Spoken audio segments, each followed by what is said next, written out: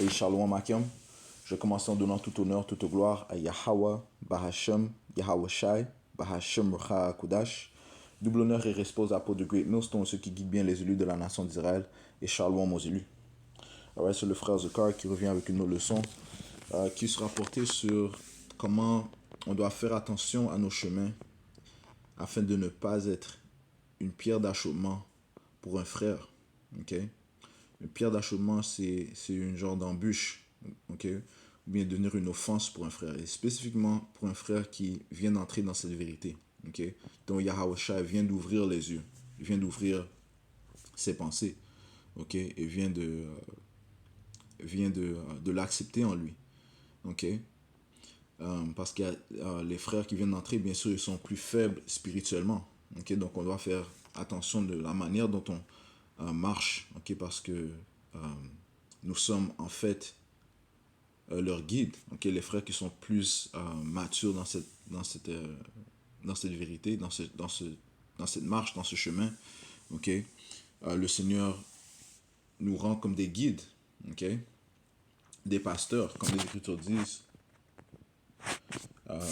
dans le livre de Jérémie, chapitre 3, verset 15, ça dit ici, « Et je vous donnerai des pasteurs selon mon cœur, lesquels vous nourriront avec connaissance et intelligence. » Okay? Et la définition de pasteur, okay, une des définitions, c'est un gardien des brebis. Okay? Celui qui garde les brebis. Et nous savons que les Israélites, commençant par les élus, nous sommes les brebis de Yahweh Shai. Yahweh Shai étant notre pasteur, notre berger, devrais-je dire, right? Mais il a mis en place des pasteurs pour guider des brebis. Okay? Et nous devons, en tant que pasteurs, okay, bien sûr les pasteurs au-dessus de nous sont nos apôtres, okay? Mais le Seigneur, il a mis en place différentes églises. Okay? Dans différentes églises, il y aura des nouvelles brebis qui vont entrer dans l'église. Okay? So, ceux qui sont plus matures, ceux qui ont plus d'ancienneté, eh bien, ils vont devoir guider ces brebis avec, par exemple, okay, par leur comportement. Okay? So,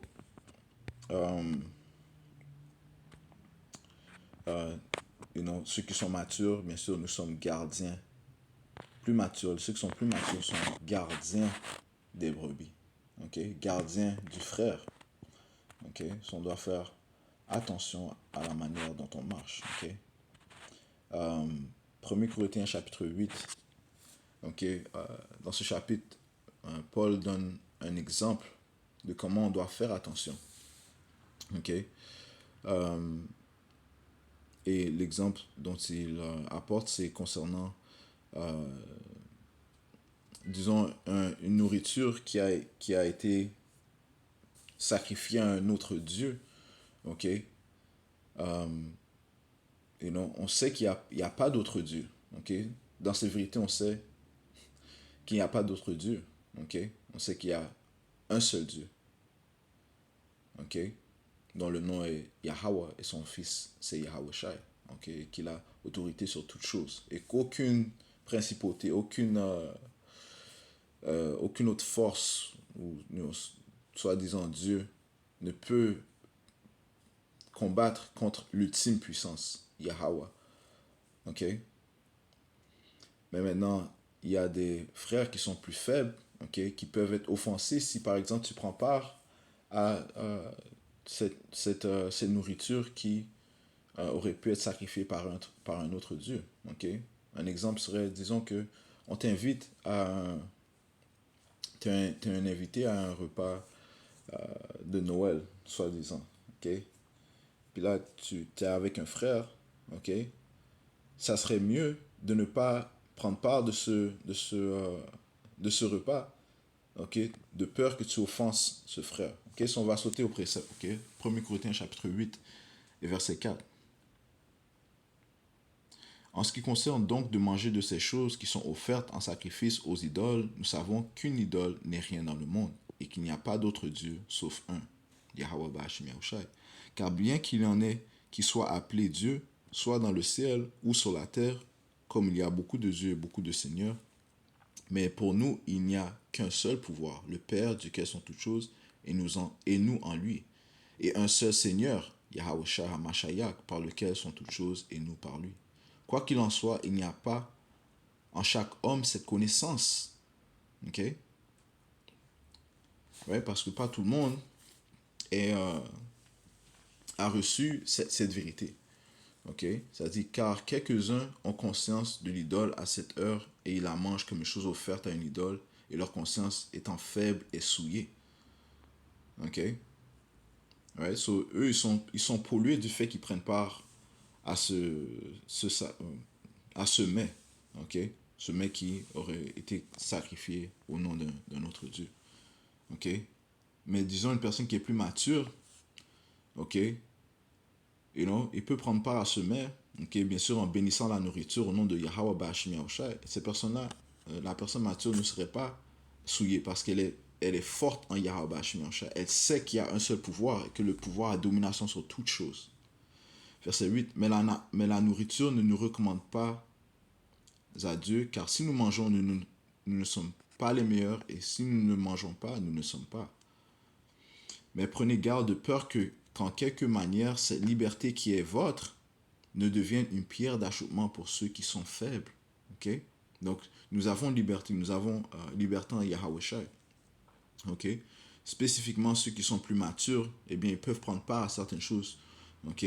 Plus facilement que des gens qui sont plus faibles, qui viennent d'entrer cette vérité. Ok? Je me souviens, Pastor Torah avait dit une fois, pas tout le monde qui danse avec Satan peut être brûlé. You know? Ce qui est vrai, parce que et le Seigneur a bâti certaines âmes, ok, afin qu'ils puissent prendre part à certaines choses, ok. Ici, on utilise l'exemple de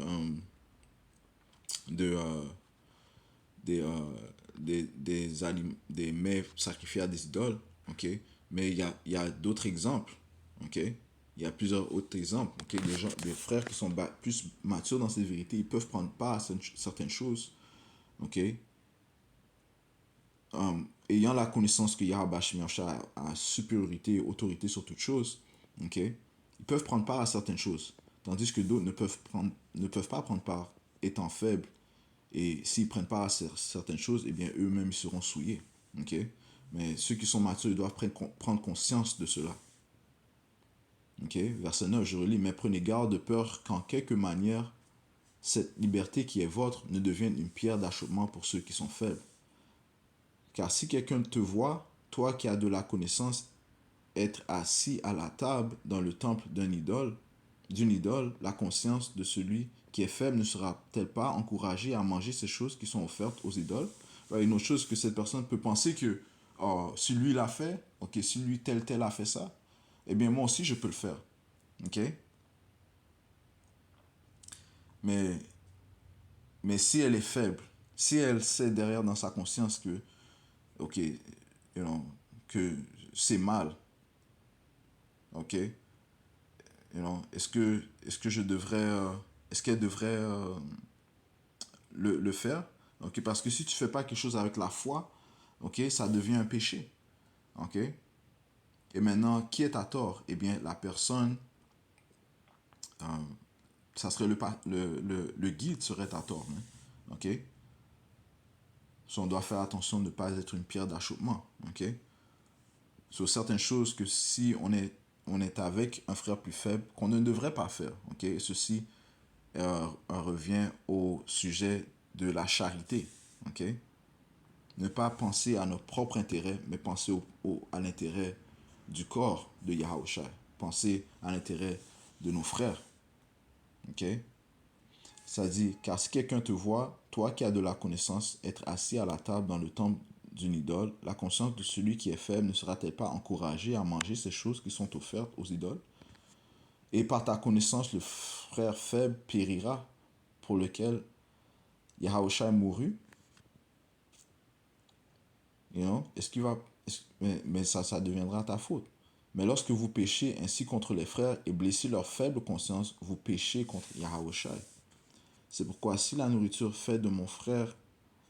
C'est pourquoi si la nourriture fait que mon frère s'offense, je ne mangerai aucune chair tant que le monde existe, de peur que je fasse en sorte que mon frère ne s'offense. Ok? So, tu veux pas tu veux pas mettre tu veux pas offenser un frère. Tu veux pas donner une pierre d'achoppement pour un frère. So, on doit faire preuve de maturité et aussi, bien sûr, preuve de charité. Quelle est la charité? Ok? La charité, dans la langue française, le dictionnaire de la langue française, ça dit ici, principe de lien spirituel, moral qui pousse à aimer de manière désintéressée. Vertu spirituelle qui est l'amour parfait venant de Dieu et dont Dieu est l'objet. Lien d'unité intime entre Dieu et les hommes, créateurs de Dieu.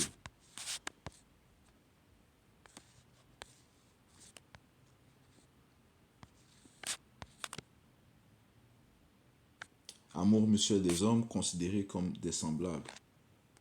Okay? Amour désintéressé des hommes pour Dieu considéré comme le bien suprême, la perfection. Maintenant, allons voir la définition de désintéressé. Okay? Désintéressé, ça veut dire n'être pas mu, inspiré par n'être pas mu, n'être pas inspiré par l'intérêt personnel, le désir d'argent, de profit. Ok?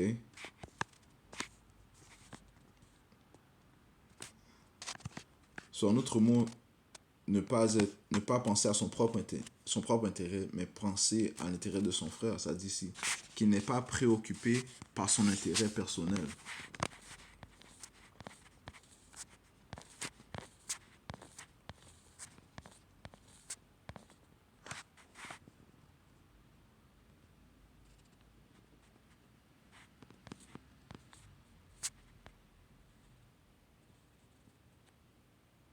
S'acquitter d'un intérêt dû, dédommager quelqu'un des sommes qu'on lui doit. Ok?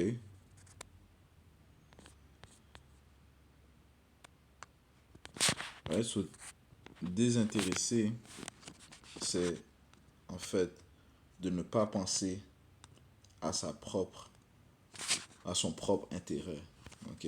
Mais plutôt à penser à l'intérêt de son voisin, ok? Principe de lien spirituel moral qui pousse à aimer de manière désintéressée, ok? Et c'est ce qui est un signe de perfection, parce que c'est ce que Yahawasha a fait, ok? Yahawasha n'a pas pensé à son propre intérêt, mais il a pensé à l'intérêt de la nation complète, ok? Commençant par les élus, ok? Pour le peuple pour lequel il s'est sacrifié, ok? Ouais, ceci est l'exemple que l'on doit suivre, ok? So, qu'est-ce que Paul a dit au 13e verset? Ça dit, c'est pourquoi, si la nourriture a fait que mon frère s'offense, je ne mangerai aucune chair tant que le monde existe, de peur que je fasse en sorte que mon frère ne s'offense. Okay? So, ça, c'est une preuve de charité. Okay? Ne pas penser à son propre intérêt, mais penser à l'intérêt du corps de Yahushua. Okay?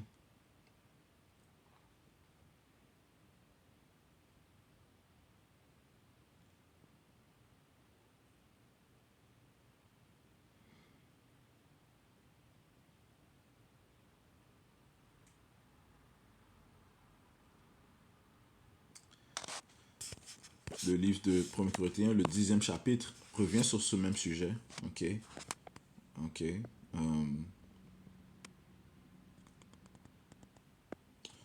On va aller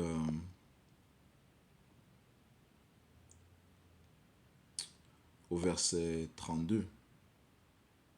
Mais en fait, je vais commencer verset 23. Toutes choses me sont permises, mais toutes choses ne sont pas opportunes. Ok? So, toutes choses sont permises, ok? Mais pas toute chose est opportune, pas toute chose est convenable, ok? Dépendant de la situation, ok? Encore une fois, si cette situation pourrait offenser un frère, ok? Il y a certaines choses que ce serait mieux que tu le fasses pas, ok? Si tu es dans la présence de ce frère, de peur, encore une fois, que ça devienne un péché pour toi, ok? Si tu offenses desquels Yahusha est, un desquels pour qui Yahusha est mort, Ok? Ça dit, toutes choses me sont permises, mais toutes choses ne sont pas opportunes. Toutes choses me sont permises, mais toutes choses n'édifient pas.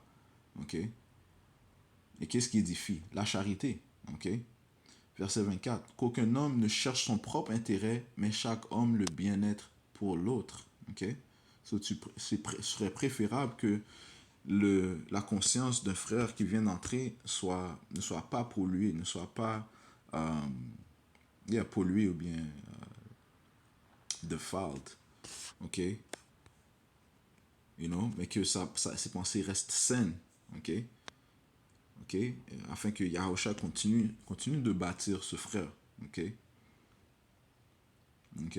Parce que toute chose est graduelle. Qu'aucun homme ne cherche son propre intérêt, mais chaque homme le bien-être pour l'autre. Je vais sauter au verset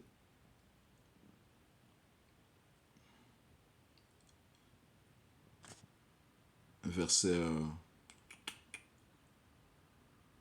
verset 26. Je vais juste continuer. Verset 25. Quoi que ce soit qui soit vendu à la boucherie, mangez-en, ne posant aucune question par motif de conscience. Car la terre est au Seigneur et tout ce qu'elle contient. Si l'un d'entre ceci revient aussi à la foi qu'on a en Yahweh Hashem Yahushai. Ok? On doit continuer de marcher dans la foi. Verset 27. Si l'un d'entre eux qui ne croit pas vous convie à un festin et que vous soyez disposé à y aller, mangez quoi que ce soit qui soit mis devant vous, ne posant aucune question par motif de conscience. Right? Mais bien sûr, ça reste dans le fait que les choses que tu vas consommer soient légitimes, comme si tu ne vas pas commencer à consommer du porc. On t'invite à un festin haïtien, tu commences à manger du griot. Non, tu sais que le porc, ok, c'est un animal que tu n'es pas supposé consommer. Donc là, ça parle de, tu sais pas si, disons, le poulet, disons, ils l'ont sacrifié au nom de Jésus-Christ, Et on juste mange, prie, bien sûr, prie au nom de Yahweh Bashmi sur cette nourriture, ok. Et ça dit manger quoi que ce soit qui soit mis devant vous, ne posant aucune question par motif de conscience. Tu ne vas pas commencer à demander si ça a été sacrifié à qui, ainsi de suite. Écoute, ok, par motif de conscience, prie à Yahweh Bashmi et mange. Ok, des choses qui sont bien sûr légales, ok, dans la loi. Verset 28. Mais si quelqu'un vous dit ceci est offert en sacrifice aux idoles, n'en mangez pas, à cause de celui qui vous le déclare. So, si tu es avec un frère, disons un frère, même, même il n'est pas obligé d'être un nouveau frère. Okay? Si c'est un frère qui n'est pas sur ça, il a dit, et il dit que, écoute, ce mets-là, il a été sacrifié aux idoles. N'en mangez pas, à cause de celui qui vous le déclara, et par motif de conscience, car la terre est au Seigneur et tout ce qu'elle contient. La conscience dit non pas la tienne, mais celle de l'autre. Ok? Encore une fois, la charité, ça dit quoi? La charité. Amour désintéressé des hommes. Ok? Principe de lien spirituel, moral qui pousse à aimer de manière désintéressée. Tu aimes de manière désintéressée, ne pas penser à ta propre tête, okay, ton propre intérêt. Tu penses à l'intérêt de ton frère, ça dit ici. La conscience dit, verset 29, la conscience dit, non pas la tienne, mais celle de l'autre. Ok? Car pourquoi ma liberté était jugée par la conscience d'un autre homme? Ok? Ça vaut mieux juste ne pas manger, Ok, ne pas chercher ton propre intérêt, mais le bien-être de l'autre. Ok? Verset 30. Et si par grâce je suis un participant, pourquoi parlerait-on mal de moi pour ce dont je remercie? Ok? Parce que encore une fois, tu peux être une pierre d'achoppement pour un frère, ça peut offenser un frère si tu le fais, vaut mieux ne pas le faire. Ok? Si tu as prévenu que ça a été sacrifié à un idole. Ok? Verset 31. Soit donc que vous mangez ou buviez ou quoi que vous fassiez, faites tout à la gloire de Dieu. N'offensez aucunement, ni les Jews, ni les Gentiles, les Israélites étrangers, ni l'Église de Dieu.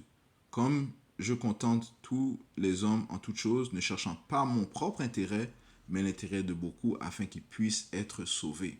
Ok? So, l'important, c'est de rechercher l'intérêt du frère. Ok? Du frère pour qui Yahusha est mort.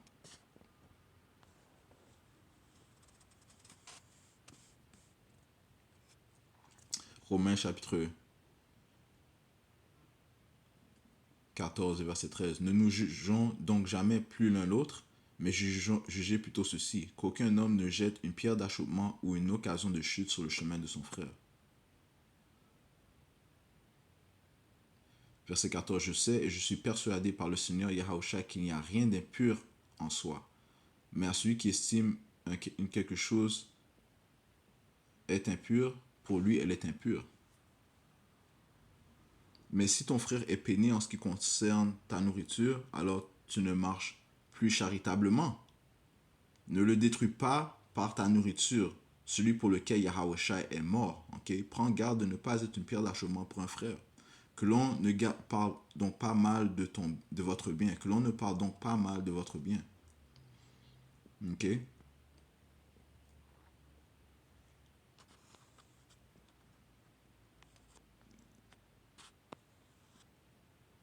Ok, ça dit, car le royaume de Dieu n'est pas nourriture et boisson, mais droiture et paix et joie dans l'Esprit Saint. Car celui qui en ces choses-là sert Yahusha est acceptable à Dieu et approuvé des hommes. Poursuivons donc les choses qui procurent la paix et les choses avec lesquelles l'un puisse édifier l'autre. Ok? On doit pousser la charité. Car la nourriture ne détruit pas l'œuvre de Dieu. Toutes choses en effet sont pures. Mais c'est mal pour cet homme qui en mangeant est offensé. Ok? Alright? Ça dit que chaque homme soit persuadé dans dans ses propres pensées. Ok? Tu peux estimer quelque chose pur et un autre frère peut estimer cette chose impure. Ok? Ok? You know? Tu peux faire quelque chose que pour toi c'est pas grave, mais pour un frère ça peut l'offenser. So, c'est mieux si tu es en présence de ce frère, de t'abstenir de ces choses. Ok? Verset 21, il est bon de ne manger ni de viande, ni boire de vin, ni aucune chose qui puisse faire ton frère trébucher ou l'offenser ou l'affaiblir. As-tu la foi et la foi en toi-même devant Dieu? Heureux est celui qui ne se condamne pas lui-même dans ces choses qu'il permet. Ok? So, si tu as la foi en cette chose, si tu crois en Yahweh Shemi Yahushai, si tu fais certaines choses avec la foi, ok, eh bien tu n'as pas péché. Mais si tu le fais sans avoir la foi, ok, eh bien tu pêches. Verset 23. Et celui qui doute est damné s'il mange, ok, parce qu'il ne mange pas avec foi, car quoi que ce soit qui n'ait pas de foi est péché. Ok. Donc tu ne veux pas être la raison que ce frère pêche, ok, ayant consommé quelque chose, t'ayant vu consommer cette chose, et il le fait sans la foi. Et ça revient à péché. Pour lui, ça revient du fait qu'il est pollué et du fait que ça devient un péché pour toi, okay, du fait que tu l'as mal guidé. Alright, so, c'est important, encore une fois, de ne pas être une pierre d'achoppement pour un frère, okay, de marcher avec la charité. Okay, penser au bien de l'autrui au lieu de penser au bien du frère au lieu de juste penser à notre propre intérêt. Alright, so, je conclue en donnant tout honneur, toute gloire à Yahweh, Bahashem, Yahweh Shai, Bahashem Recha Kudash. Double honneur et respect aux apôtres de Great Millstone, ceux qui guident bien les élus de la nation d'Israël. Et shalom aux élus.